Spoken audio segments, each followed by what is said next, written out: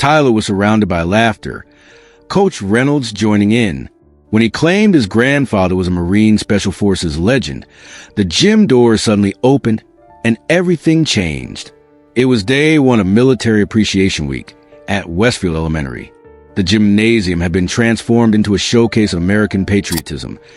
Posters of service members lined the walls. A podium stood beneath the scoreboard, and Coach Reynolds, with his whistle hanging like a metal authority, commanded the room. Today, he announced, we celebrate strength, courage, and the stories that inspire us. The students clapped. Some cheered, others yawned. Tyler Morgan stayed quiet, sitting cross-legged in the third row, eyes down. He almost didn't speak. He almost let the spotlight pass over him. But then Coach added, who wants to share something awesome about your family? Maybe your dad was in the Army, or your uncle served overseas. Let's hear it. Hand shot up. The microphone passed down rows. My mom was in the Navy. My brother's at West Point. My cousin works at the Pentagon. Applause followed each claim, the kind that didn't hurt. Then Emma nudged Tyler. Tell them, she whispered. You told me before. He hesitated, then raised his hand. Coach Reynolds grinned. Yes, Tyler. Tyler stood, nervous but steady. His voice wasn't loud, but it didn't waver. My grandfather holds a record for most consecutive successful Special Forces missions. 7 years, 183 missions. Silence fell, not the respectful kind, but the skeptical wait did it just to that kind. Someone let out a slow, sarcastic whoa. Snickers followed, then full laughter. What, in a video game? A voice called out. Coach Reynolds, still holding the microphone, chuckled.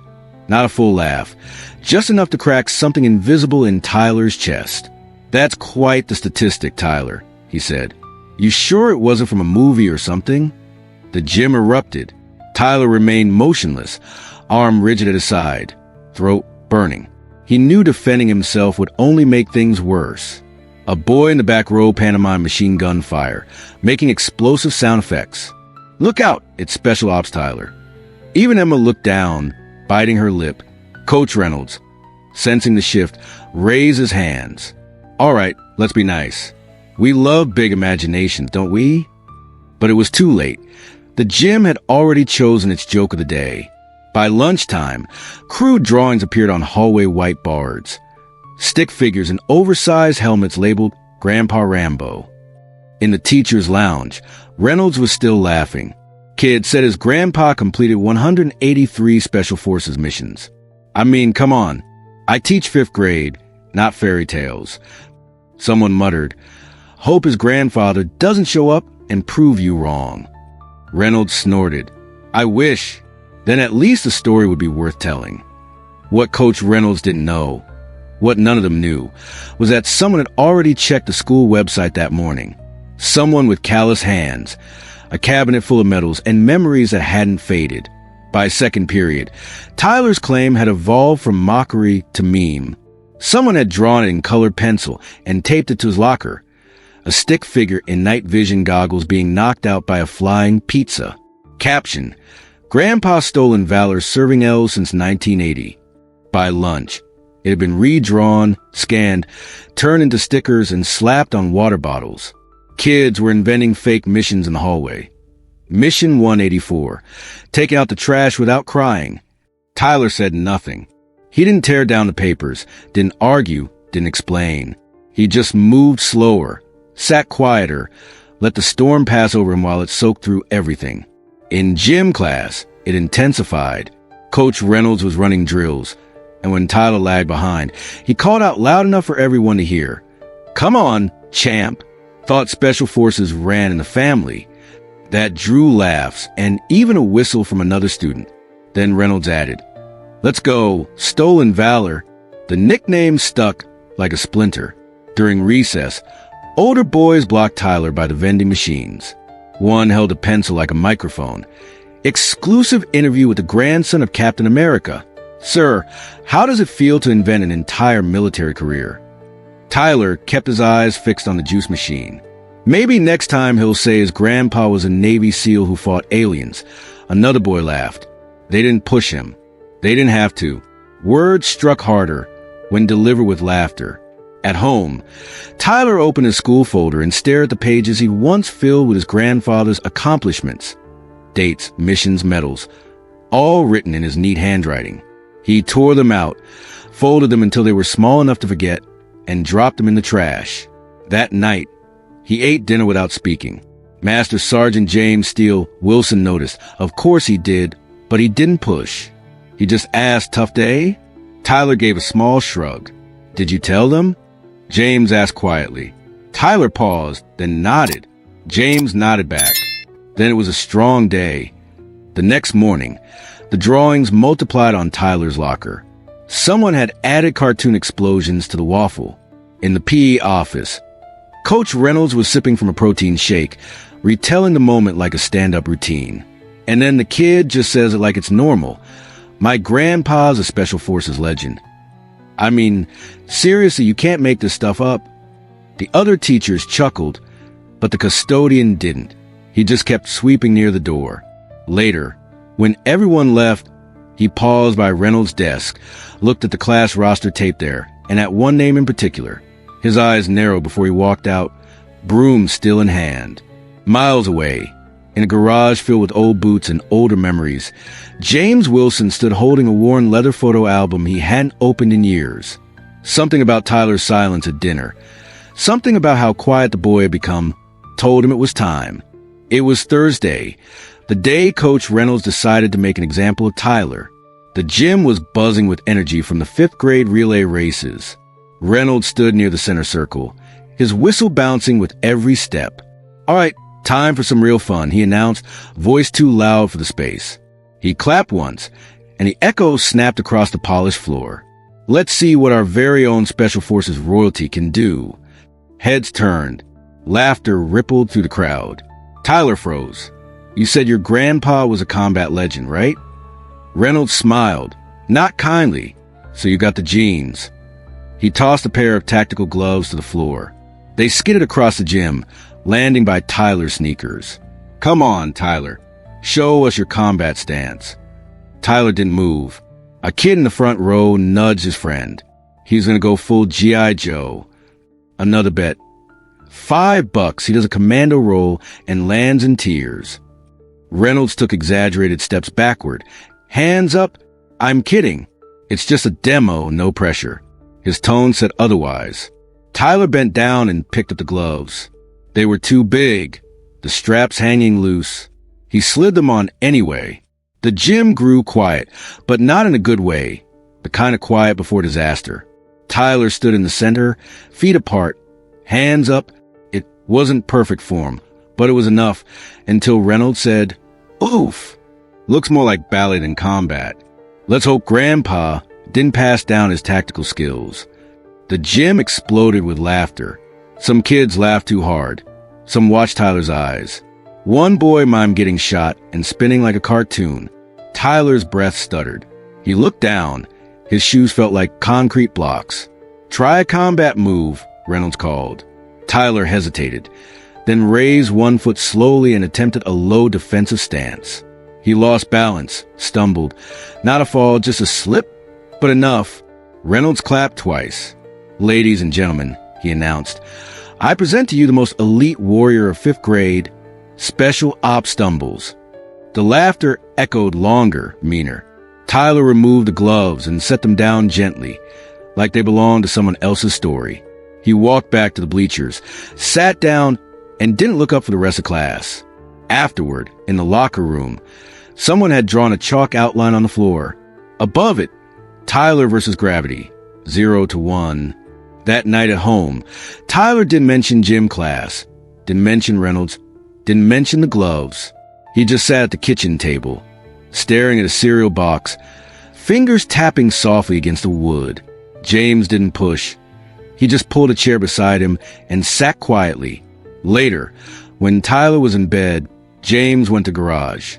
He opened a metal footlocker he hadn't touched in years. Inside, old combat wrap still smelling faintly of gunpowder and sweat. A photo of him in 2005, standing with his team, arms raised in victory. And at the bottom, wrapped in cloth, a thick golden medal with black engraved lettering. Master Sergeant James Wilson, U.S. Marine Corps Special Operations Command, Distinguished Service Cross, longest consecutive mission deployment in MARSOC history. James stared at it, ran his thumb across the edge, then placed it carefully on his workbench. The day ended as it had for the past 3. Tyler walked home without talking, his backpack hanging low, one strap twisted, shoelaces untied, dragging against the sidewalk. No bounce, no rhythm, just tired feet on tired pavement. James was waiting on the porch. He didn't wave, didn't speak, just nodded once, slow and steady, as Tyler passed him. Inside, dinner sat untouched. Tyler pushed peas in slow circles with his fork. James leaned against the kitchen counter, arms folded, watching. He waited until the silence settled like dust, then finally asked, "Want to talk?" Tyler didn't look up, just shook his head. The silence grew heavier. Later that night, Tyler sat at the foot of his bed, still dressed, backpack beside him. James stood in the doorway, then walked in and sat beside him, resting his forearms on his knees. "I used to get laughed at too," James said, eyes fixed ahead. "Back before the medals, before the missions, I was just a skinny recruit with a stutter and second-hand boots." Tyler's voice was barely above a whisper. "They called me Stolen Valor. Coach made me stand in front of everyone. He made me try combat moves. I fell. Everyone laughed." James didn't interrupt. "They drew chalk outlines in the locker room. Said I lost to gravity." His throat tightened. "Maybe I did lie. Maybe none of it matters." James turned to look at him. "Is that what you think? That telling the truth and being laughed at makes it a lie?" Tyler didn't answer. James stood, walked out of the room. For a moment, Tyler thought he'd left, but then the garage door creaked open, followed by the sound of a metal box unlocking. 15 minutes passed before James returned, carrying a heavy leather folder, edges cracked, corners worn soft from years of handling. He sat down on Tyler's desk, pulled out the first item, a yellowing newspaper clipping. The headline read, "Marine Special Operations Complete Record 137 Consecutive Successful Mission." Underneath, a black and white photo, James, young, battle-worn, surrounded by his team. Next, a letter embossed with a military seal. "On behalf of the United States Marine Corps Special Operations Command, we hereby recognize Master Sergeant James Wilson for distinguished service." Then the medal, brushed bronze, heavy, beautiful in a way that had nothing to do with shine. Distinguished Service Cross. MSGD James Steele Wilson, record holder, longest consecutive deployment, 183 successful missions. Finally, a photo Tyler had never seen. James standing next to a 4-star general, both in combat gear, both smiling, both signatures faded but legible. Tyler stared, reaching out slowly as if the paper might vanish. "This is real." James raised an eyebrow. "You think I printed this up between deployments?" Tyler gave the tiniest laugh, then it vanished. "Why didn't you tell anyone?" James shrugged and sat back down. Didn't feel like the point anymore. Fighting's about proving something. Living is about not having to. Tyler looked down at the medal. "Can I bring this to school?" James smiled. "Almost. You don't need to." "But they don't believe me." James leaned forward, elbows on his knees. "Let me tell you something, kid. Being doubted doesn't make you wrong. Being believed doesn't make you right. Truth doesn't change just because people laugh. It waits, and when it shows up, it doesn't yell. It just walks in and looks you in the eye." By Friday, the joke had mutated into currency. Notebooks had SV countdown scribbled in the corners. A 5th grader named Jaden ran a betting chart from his desk. Will Tyler quit before Monday? How many special forces did Grandpa Wilson fight? 0 or -1? If Steele was so tough, where is he now? At lunch, someone slid a tray of protein bars toward Tyler, whispering, "For your training, champ. High protein." He pushed it away. A girl from another table leaned in and said to her friend, "If my grandpa was a Marine legend, I'd change schools too." The friend smirked. "Please, I delete the whole family tree." In the teacher's lounge, Coach Reynolds poured creamer into his coffee. "I swear I didn't mean to go viral in my own gym," he said to a colleague, but the kid walked right into it. "I mean, Special Forces record holder? What am I supposed to do? Salute him? At recess, Emma caught up to Tyler by the fence, offering him a folded piece of paper. It was a printout of the betting chart. Tyler's name was at the bottom, next to it. 90% chance he cries during next PE. Tyler folded the paper carefully and walked away. That evening, Tyler sat at the kitchen table, pen hovering over a half-written note to Coach Reynolds. I'd like to respectfully remove myself from further activities during Military Appreciation Week. He stared at the paper, then crumpled it, uncrumpled it, then crumpled it again. James entered quietly, wiping grease from his hands with an old towel. Saw you working on something. Tyler didn't answer. James nodded toward the paper ball. Quitting. Tyler shrugged. It's not quitting if they never wanted you there. James leaned against the counter. What do you think they want? Tyler didn't speak, so James answered for him. They want you to break, not because of what you said, but because you said it with your head up. The next morning, something felt different. Not in the air, not in the kids, but in Tyler. He walked past a betting chart, past the whispers, past a poster someone had updated with stolen valor. No show. And went straight to the gym. Coach Reynolds was prepping for the next event when the intercom crackled. Visitor at the front desk for Tyler Wilson. Reynolds frowned, checked the clock, then stood slowly. Outside, beyond the double doors, a man in a simple button-down shirt and pressed khakis leaned against the brick wall. A thin black case tucked under one arm. His eyes held not anger, not pride, just certainty, like truth waiting to walk in. James Wilson didn't need to announce himself. He walked in slowly, like someone with nothing left to prove. His boots made the faintest sound against the gym floor. Each step landed like punctuation. Row by row, the noise dropped. Snickers died. Hands stilled mid-gesture. Laughter curdled into silence. Even Reynolds lowered his microphone. James walked to center court, stopped, and without a word, opened the black case. Out came the medal, gleaming under the gymnasium lights. He turned it around, let everyone see the engraving. Master Sergeant James Wilson, MARSOC, Distinguished Service Cross, record. 183 consecutive successful missions.